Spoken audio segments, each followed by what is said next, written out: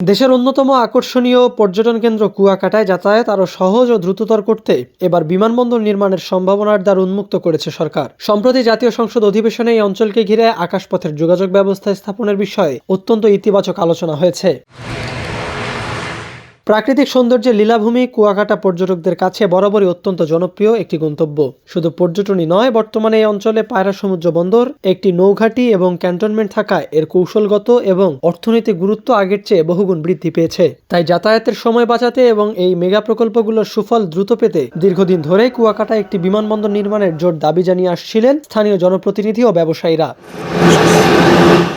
সরকার বলছে, বিমানবন্দর নির্মাণের বিষয়টি সরাসরি অর্থনৈতিক লাভ ক্ষতির সাথে জড়িত।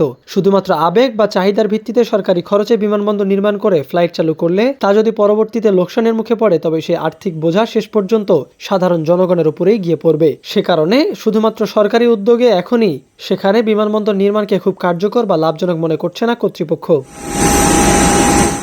তবে এই বিশাল সম্ভাবনাকে পুরোপুরি উড়িয়েও দেওয়া হয়নি। অধিবেশনে সরকারের পক্ষ থেকে জানানো হয়, দেশের এভিয়েশন খাতে কাজ করা কোনো বেসরকারি উড়োজাহাজ সংস্থা যদি সেখানে ফ্লাইট পরিচালনার আগ্রহ প্রকাশ করে, তবে সরকার তাদের স্বাগত জানাবে। উদ্যোক্তারা যদি সম্ভাব্যতা যাচাই করে দেখেন যে সেখানে ফ্লাইট পরিচালনা করা তাদের জন্য লাভজনক হবে, তাহলে একটি বিমানবন্দর নির্মাণের জন্য রানওয়ে সহ যত ধরনের আনুষঙ্গিক অবকাঠামো প্রয়োজন তার সবই সরকারের পক্ষ থেকে তৈরি করে দেওয়া হবে।